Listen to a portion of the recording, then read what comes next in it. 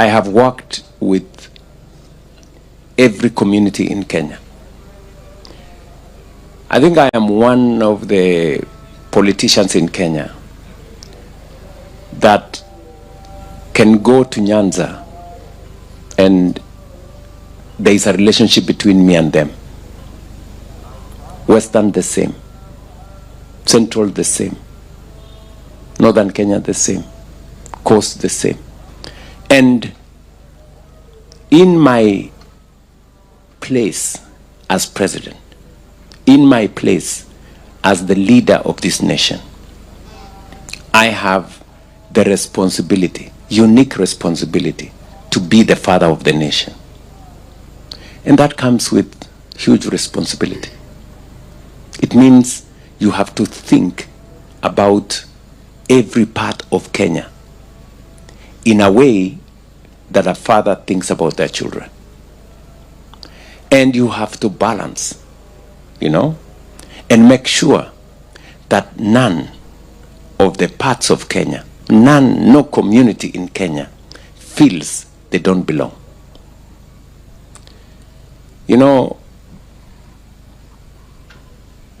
Many people, tell me, oh, you see, you're wasting your time.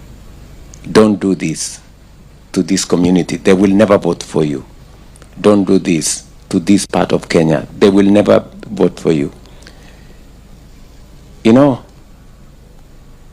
I am not doing things for people to vote for me.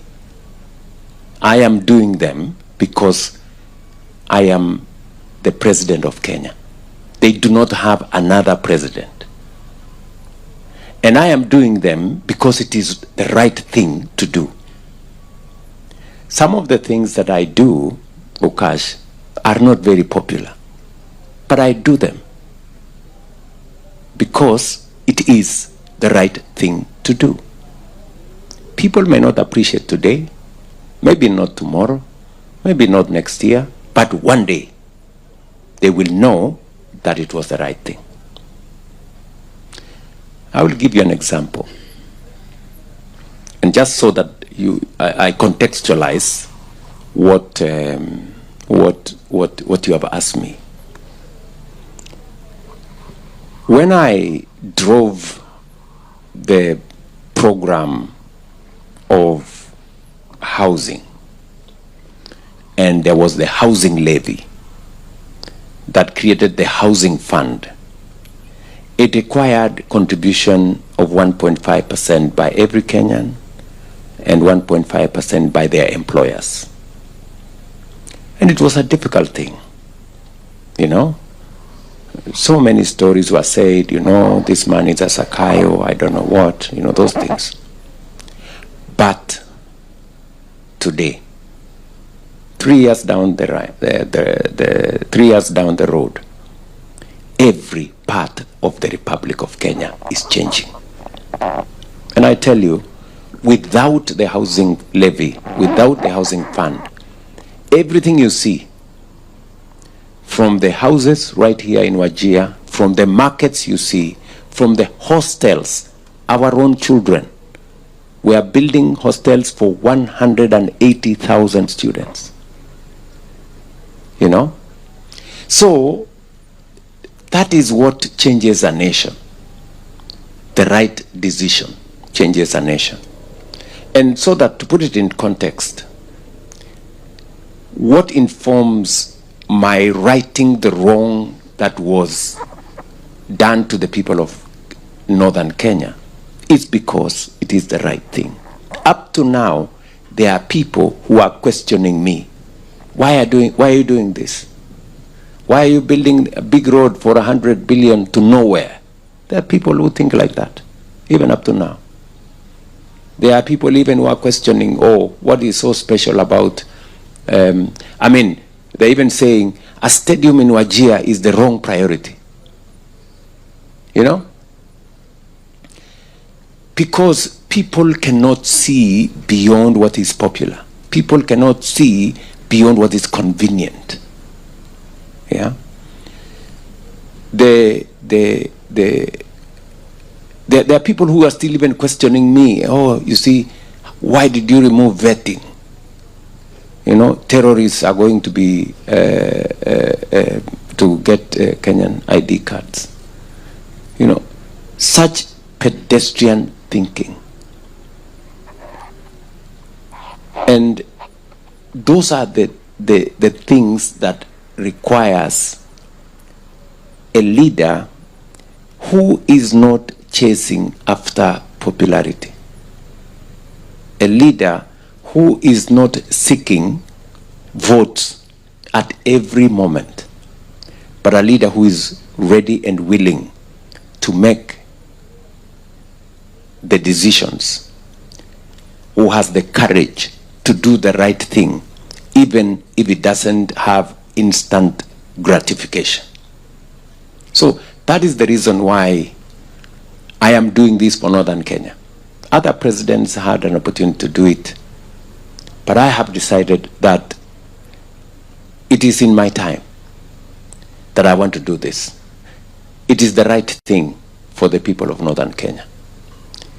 Number two, you have said about the TJRC, and it's talking about reparation, it's talking about all the things that need to be done. As I told you, Rome was not built in one day. Yeah? We've had a new constitution for the last now 15 years. But at least the journey towards correcting the wrongs of the past has begun.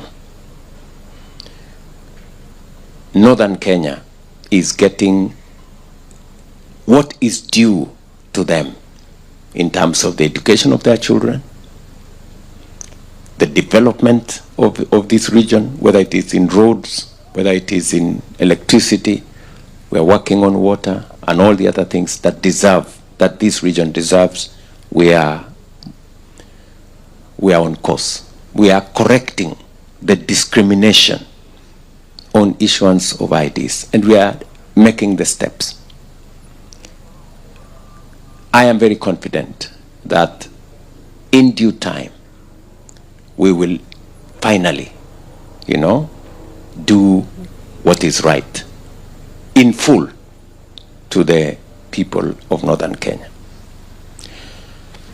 On the matter you have mentioned about the road, I agree with you that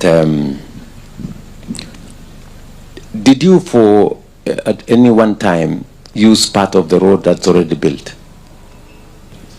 I wasn't fortunate enough. Yes. I would suggest that you do. And I would suggest that you come with me tomorrow to Kutulu. Am I invited? Yes. You can count what I have said as an invitation. Thank you so much. So that you see part of the road, part of the sections of the road that we are working on. And I am very proud of it. It is phenomenal what's going on. The section from Modogashe, I am briefed by the ministry that the consultant will be appointed this month. The procurement will happen next month. And God willing, by August, latest September, we will come and with a contractor to begin the works. That is both on the two sections, Modogashe to Samatar and from Ramo to Mandera. And I am very persuaded about it. We had to terminate the contract, the annuity contract that was there. And to avoid legal problems, you have to take it through a process. And I think that's what took a while. Of course, some of the sections, some contractors also brought issues that there wasn't enough security. But I have mobilized the whole of government. There is adequate security to make sure that this road is built, because this road will also be a security road. It will actually change the security of this region, and that is why it is important. Pengine Faisal. Thank you, Mr. President, for this roundtable. I'm Faisal Abdurrahman from Citizen TV. I have two questions. The first one is about inclusivity. You have many a times emphasized on inclusivity, Mr. President. How can this be made constant when, in a national discourse, when a regime after regime flip the scale of equality? The second question is about the opposition is accusing you for using this strip as a belt and not a real development. What's your response to them? Pardon me again, they are saying what? They're saying you are using this trip to Wajir as a belt and not a real development. What's your response to them? Thank you very much. My commitment to inclusion goes beyond this trip. It goes beyond northern Kenya. When I had the opportunity,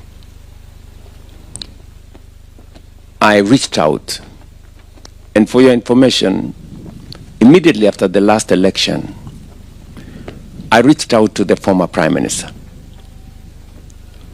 because I wanted to build politics that accommodates and that gives us a chance to move together as a nation. I reached out to the former president, and it was my intention also to make sure that we move together. And so when I talk about inclusivity, I am not talking in compartments. Today, we have a broad-based government. It may not have happened or been brought about by the best of circumstances, but I am very proud that today we have a broad-based government.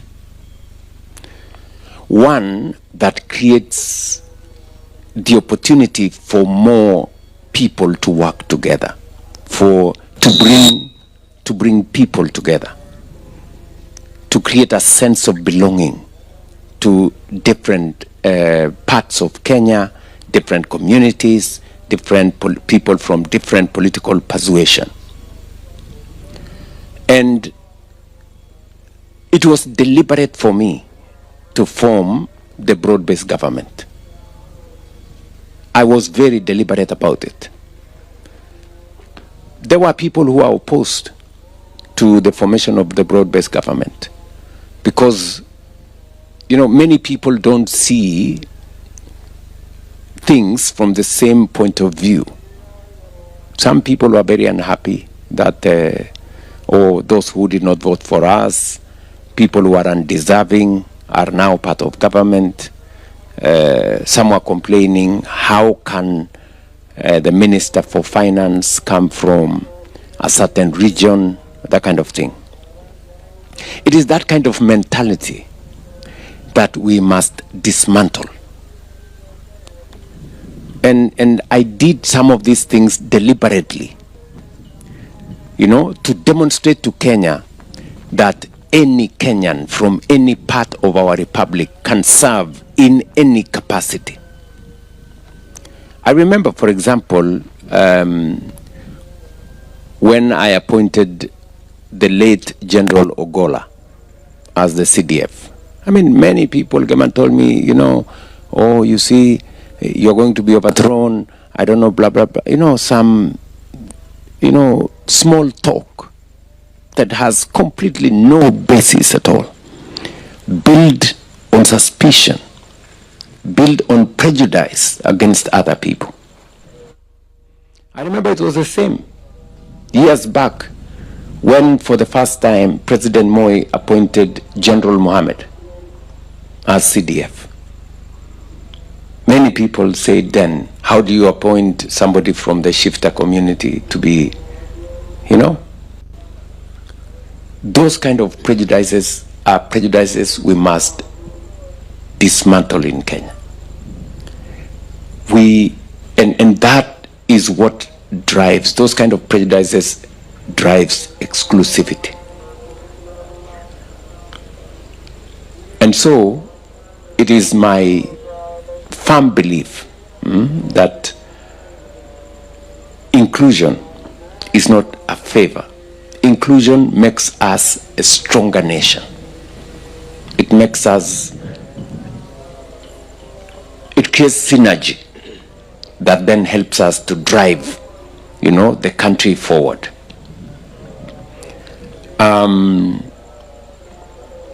As for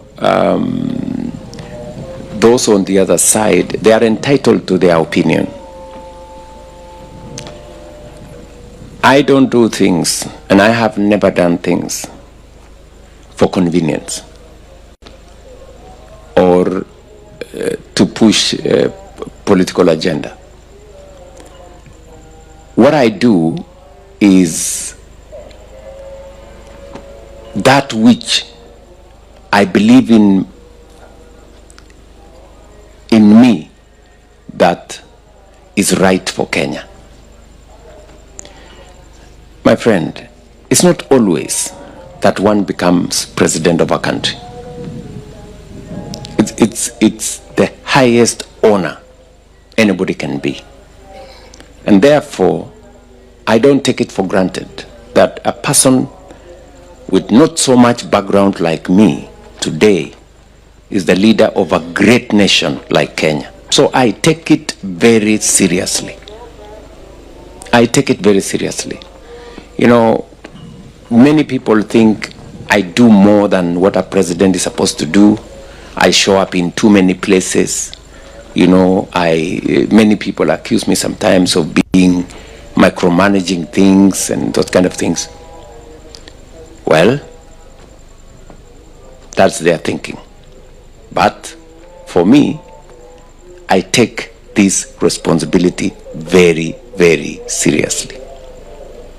I take the fact that I am the leader of this nation very seriously. And I apply my mind to it. I deploy my energy. I do everything that I can to make sure that I move this country to the next level. And by the way, it's happening. This country is moving. Even my competitors today agree. Even them, they agree that we have moved this country. I saw some of them saying, William Ruto has built a Talanta Stadium. We don't want him, if we defeat him, we don't want him to hand over to us at Kasarani. We should go to Talanta. At least they appreciate that I built Talanta. Many of them even say that, it doesn't matter. William Ruto has done everything. He has built this. He has built the stadia. He has done the road to Mau Summit. He's doing the road to northern Kenya. But it doesn't matter. Even if he has done all that, we still want him out. You see, that's their thinking. But what they are admitting is that William Ruto has done something for this country. We have moved this country to the next level. And that to me is enough. It's satisfactory for me that Kenya has moved from where it was to where it is today. Nurdin, thank you very much, Your Excellency, and welcome to Wajir once again. And a set of questions here. Question number one, and question left hanging by my colleague and Situti, about the Kenya-Somali border. And Somalia is now a member of East Africa Community. Does that mean Somalia does not benefit from the East Africa Free Trade Agreement? And if it does not, it's going to be a disadvantage to the people in northern Kenya, which share a border with Somalia. So what are your agendas in line with that free trade agreement with Somalia? And then my second question, there's a construction of a border wall between Kenya and Somalia. What happened to that border wall? The status of that border wall? And then the question still related to issues of security. One of your officers, a KDF Sergeant Abdullah Isa Ibrahim, is among officers who were kidnapped while serving the country in Somalia. What is the government doing to secure the release of that officer and other officers who are still in the hands of the terrorist group in Somalia? And my final question, Mheshimiwa, I'm very sorry. And we have a ghost high court building here in Wajir, a 900 million worth of a project funded by World Bank. It's lying idle. It has become a white elephant project in town. Apparently the judge who has been posted to this town is using a small makeshift room at the court building here in Wajir. It's ironical, but the facility is lying idle. What is your government doing to revive such project which could have served the people in northern Kenya? Thank you. Thank you very much. Even though we have a challenge with the border, that does not deny Somalia the opportunity to trade with the rest of the region. The trade between us and Somalia would be a lot more, but now it's forced to be trade that does not necessarily use our borders. But there is trade that is continuing. We have so much happening by freight. We have so much happening by alternative means, by sea and other avenues that continues to facilitate trade between Somalia and the East African community. So it would, of course, have been a lot different if the borders were not with the challenges that we have. But that is something that we will continue to assess, and hopefully, once we sort out the political challenges in Somalia. I was just briefed today by the Somali ambassador that President Hassan Sheikh will be coming to Kenya for the Ocean Summit early this month, and it will give me and him an opportunity to explore opportunities of what we can do together to see to it that we solve some of the challenges that exist with our borders and with our region. On the High Court facility, we have just approved as cabinet a facility for the judiciary to be able to expand some of their facilities across Kenya. It is a constitutional requirement that every part of Kenya must have requisite infrastructure for justice to be dispensed. And we have approved as cabinet and as government a facility for us to work with development partners to expand the footprint. I am very confident that one of the facilities that will benefit from this new funding that we have signed into will be Wajir, and hopefully we can now deploy the full scale of a high court here and make that facility operational. You asked me about construction of the border wall. That is a facility that was undertaken by government. It got to a point and priorities became different, and I think there was new thinking that maybe we can better protect this region differently. And we now have a dedicated unit that from the military that is assisting and working in a multi-agency framework to secure that region. As to some of our men, military officers, you know, for example, we have some missionaries from one of our countries that also were captured right here in Kenya and taken across. So we are using all channels available, diplomatic channels, intelligence channels, and all other channels to make sure that we secure the release of these citizens. And we will continue to work with the international community. We will continue to work with the government in Somalia and all other actors, and with the support of friends from across the globe the United States, and others.